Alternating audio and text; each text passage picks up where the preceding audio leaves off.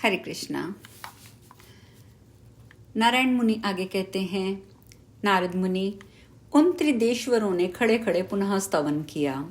वे सब के सब वहां भगवान श्री कृष्ण के तेज से व्याप्त हो रहे थे। धर्म, शिव और ब्रह्मा जी के द्वारा किए गए इस स्वतः राज को प्रतिदिन श्री हरि के पूजा काल में भक्ति पूर्वक पढ़ना चाहिए। यह उनकी अत्यंत दुर्लभ और दृढ़ भक्ति को प्राप्त कर सकता है जो इसे पढ़ता है। देवता, असुर और मुनिंद्रों को श्री हरि का दास्य दुर्लभ है, परंतु इस स्तोत्र का पाठ करके वे उसे पा लेता है। साथ ही अणिमा आदि सिद्धियों और सालोक्य आदि 4 प्रकार की मुक्तियों को भी प्राप्त कर लेता है। श्री नारायण मुनि आगे कहते हैं, मुने, उस तेज पुंज के समान ध्यान और स्तुति करके खड़े हुए उन देवताओं ने उस तेज राशि के मध्य भाग में एक कमनीय शरीर को देखा जो सजल जलधारा के समान श्याम कांति से युक्त एवं परम मनोहर था। उसके मुख पर मंद मुस्कान की छटा छा रही थी। उसका रूप परमानंद जनक और त्रिलोकी के चित्त को मोह लेने वाला था। उसके दोनों गालों पर मकराकार कुंडल जगमगा रहे थे। उत्तम रत्नों के बने हुए नूपुरों से उसके चरण विंदों की बड़ी शोभा हो रही थी। अग्नि शुद्ध दिव्य पीतांबर से उस श्री विग्रह की अपूर्व शोभा हो रही थी। ऐसा जान पड़ता था मानो स्वेच्छा और कौतूहलवश मणियों और रत्नों के सार तत्व से उसे रचा गया हो। मनोरंजन की सामग्री मुरली से संलग्न बिंब सदृश अरुण अधरों के कारण उसके मुख की शोभा बहुत बढ़ गई थी। वह शुभ दृष्टि से देखता और भक्तों पर अनुग्रह करने के लिए कातर जान पड़ता था। उत्तम रत्नों की गुटिका से युक्त किवाड़ जैसे विशाल वक्षस्थल प्रकाशित हो रहा था। कौस्तुभ मणि के कारण बड़े हुए तेज से वह देदीप्यमान दिखाई देता था। उसी तेज पुंज में देवताओं ने मनोहर अंगों वाली श्री राधा को देखा। वे मंद मुस्कुराहट के साथ अपनी ओर देखते हुए प्रीतम को तिरछी चितवन से निहार रही थी। मोतियों की पांत को तिरस्कृत करने वाली दंतावली उसके मुख को शोभा बढ़ा रही थी। उनका प्रसन्न मुखराबिंद मंद हास्य की छटा से सुशोभित था। नेत्र शरद काल के प्रफुल्ल कमलों की छवि को लज्जित कर रहे थे। शरद पूर्णिमा के चंद्रमा की आभा को निंदित करने वाले मुख के कारण वे बड़ी मनोहारिणी जान पड़ती थी। दोपहरिया के फूल की शोभा को चुराने वाले उनके लाल लाल अधर और ओष्ठ बड़े मनोहर थे और वे बड़े सुंदर वस्त्र धारण किए हुए थी। उनके युगल चरणविंदों में झनकारते हुए मंजीर शोभा पा रहे थे। नखों की पंक्ति श्रेष्ठ मणिरत्नों की प्रभा को छीन लेती थी। कुमकुम की आभा को तिरस्कृत कर देने वाले चरण तल के स्वाभाविक राग से वे सुशोभित थी। बहुमूल्य रत्नों के सारतत्व से बने हुए पाशकों की श्रेणी उन्हें विभूषित कर रही थी। अग्नि शुद्ध दिव्य वस्त्र धारण करके वे अत्यंत उद्वासित हो रही थी। श्रेष्ठ महामणियों के सारतत्व से बनी हुई कांची के उनके मध्य भाग से वे अलंकृत था। उत्तम रत्नों के हार बाजूबंद कंगन से वे विभूषित थी। उत्तम रत्नों के द्वारा रचित कुंडलों से उनके कपोल उद्दीप्त हो रहे थे। उनके घुंघराले बालों की वेणी में मालती की माला लपेटी हुई थी। पारिजात के फूलों की माला धारण करने से उनकी रूप राशि परम उज्जवल जान पड़ती थी। उनके हाथ की उंगलियां रत्नों की अंगूठियों से विभूषित थीं।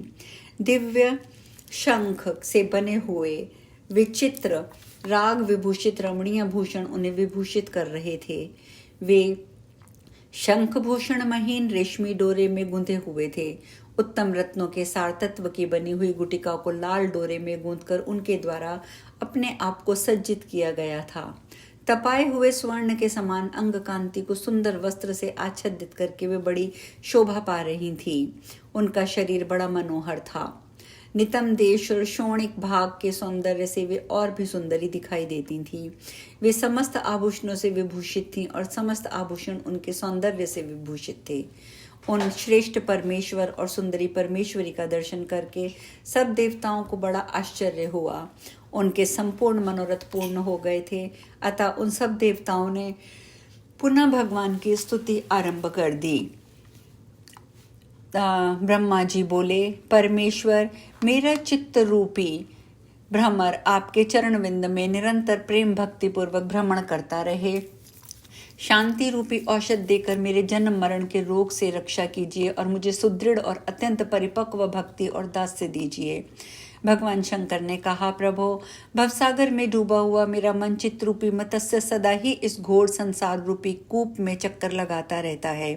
सृष्टि और संहार यही इसका अत्यंत निंदनीय विषय है। आप इस विषय को दूर कीजिए और अपने चरणविंदों की भक्ति दीजिए।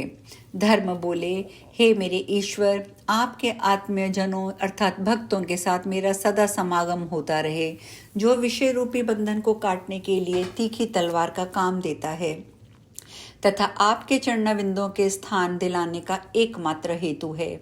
आप जन्म जन्म में मुझे अपने चरणविंदों की भक्ति प्रदान कीजिए। भगवान नारायण कहते हैं, मुनि नारायण कहते हैं, इस प्रकार स्तुति करके मनोरथ पूर्ण हुए वे तीनों काम देवता कामनाओं की पूर्ति करने वाले श्री राधा वल्लभ के सामने खड़े हो गए। देवताओं की स्तुति सुनकर कृपा निधान श्री कृष्ण के मुखरविंद पर मंद मुस्कान खिल उठी। वे उनसे हितकर वचन बोले। भगवान श्री कृष्ण ने कहा, तुम सब लोग इस समय मेरे धाम में पधारे हो, यहाँ तुम्हारा स्वागत है। शिव के आश्रम में रहने वाले लोगों का तो कुशल पूछना उचित नहीं है। यहाँ आकर तुम निश्चिंत हो जाओ, मेरे साथ तुम्हें क्या चिंता। मैं समस्त जीवों के भीतर विराजमान हूँ, परंतु स्तुति से ही प्रत्यक्ष होता हूँ। तुम्हारा जो अभिप्राय है वह सब मैं निश्चित रूप से जानता हूँ। देवताओं, शुभ अशुभ जो भी कर्म है वह समय पर ही होगा। बड़ा और छोटा सब कार्यकाल से ही संपन्न होता है। वृक्ष अपने अपने समय पर ही सदा फूलते और फलते हैं। समय पर ही उनके फल पकते हैं और समय पर ही कच्चे फलों से भी युक्त होते हैं। सुख दुख, संपत्ति विपत्ति, शोक चिंता, शुभ अशुभ सब अपने अपने कर्मों के फल हैं और सभी समय पर ही उपस्थित होते हैं। तीनों लोकों में ना तो कोई किसी का प्रिय है ना अप्रिय है। समय आने पर कार्यवश सभी लोग अप्रिय अथवा प्रिय होते हैं। तुम लोगों ने देखा है, पृथ्वी पर बहुत से राजा और मनु हुए और वे सभी अपने अपने कर्मों के फल से परिपाक के काल के अधीन हो गए। तुम लोगों का यहाँ गोलोक में जो एक क्षण व्यतीत हुआ है, उतने पर ही पृथ्वी का भार, पृथ्वी के 7 मनवंतर बीत गए हैं। 7 इंद्र समाप्त हो गए हैं। इस समय 8वें इंद्र चल रहे हैं। इस प्रकार मेरा कालचक्र दिन रात भ्रमण करता रहता है। इंद्र, मनु, राजा सभी लोग काल के वशीभूत हो गए हैं। उनकी कीर्ति, पृथ्वी, पुण्य, पाप की कथा मात्र शेष रह गई है। इस समय भी भूमि पर बहुत से राजा दुष्ट और भगवान निंदक हैं। उनके बल और पराक्रम महान हैं, परंतु समय अनुसार वे सब के सब कालांतक यम के ग्रास हो जाएंगे। ये काल इस समय मेरी ही आज्ञा से उपस्थित है। वायु मेरी आज्ञा मानकर ही निरंतर बहती रहती है। मेरी आज्ञा से ही आग जलती है, सूर्य तपते हैं। देवताओं, मेरी आज्ञा से ही सब शरीर में रोग निवास करते हैं। समस्त प्राणियों में मृत्यु का संचार होता है और वे समस्त जलधर वर्षा करते हैं। मेरे शासन से ही ब्राह्मण ब्राह्मणत्व में, तपोधन तपस्या में, महर्षि ब्रह्म में और योगी योग में निष्ठ रहते हैं। वे सब के सब मेरे भय से भीत होकर भी स्वधर्म कर्म में पालन करने में तत्पर हैं। जो मेरे भक्त हैं वे सदा निशंक रहते हैं, क्योंकि वे कर्म का मूल निर्मूलन करने में समर्थ हैं। देवताओं, मैं काल का भी काल हूँ, विधाता का भी विधाता हूँ, संहारी का भी संहारक तथा पालक का भी पालक हूँ। मेरी आज्ञा से ही संहार करते हैं, इसीलिए उनका नाम हर है। तुम मेरे आदेश से सृष्टि करने को उद्यत रहते हो, इसलिए विश्व सृष्टा कहलाते हो। धर्मदेव रक्षा के लिए पालक कहलाते हैं। ब्रह्मा से लेकर तृण पर्यंत सबका ईश्वर मैं ही हूँ। मैं ही कर्म फल का दाता, कर्मों का निर्मूलन करने वाला हूँ। मैं जिनका संहार करना चाहता हूँ उनकी रक्षा कौन कर सकता है, तथा मैं जिनका पालन करूं उनको मारने वाला भी कोई नहीं है। मैं सबका सृजन, पालन और संहार करता हूं, परंतु मेरे भक्त नित्यदेही हैं। उनके संहार में मैं ही समर्थ नहीं हूँ। भक्त सदा मेरे पीछे चलते हैं और मेरे चरणों की आराधना में तत्पर रहते हैं। अतः मैं ही सदा भक्तों के निकट उनकी रक्षा के लिए मौजूद रहता हूँ। ब्रह्मांड में सभी नष्ट होते हैं और बारंबार जन्म लेते हैं, परंतु मेरे भक्तों का नाश नहीं होता। वे सदा निशंक और निरापद रहते हैं। इसीलिए समस्त विद्वान पुरुष मेरे दास्य भाव की अभिलाषा रखते हैं, दूसरे किसी वर की नहीं। जो मुझसे दास्य भाव की याचना करते हैं वे धन्य हैं। दूसरे सबके सब वंचित हैं। जन्म, मृत्यु, जरा, व्याधि, भय, यम यातना, ये सारे कष्ट दूसरे दूसरे कर्मपरायण लोगों को प्राप्त होते हैं, मेरे भक्तों को नहीं। मेरे भक्त पाप या पुण्य किसी भी कर्म में लिप्त नहीं होते हैं। मैं उनके कर्म भोगों का निश्चय ही नाश कर देता हूँ। मैं भक्तों का प्राण हूँ और भक्त ही मेरे लिए प्राणों के समान हैं। जो नित्य मेरा ध्यान करते हैं उनका मैं दिन रात स्मरण करता हूँ। 16 अरों से युक्त अत्यंत तीखा सुदर्शन चक्र महान तेजस्वी है। संपूर्ण जीवधारियों में उतना ही तेज है।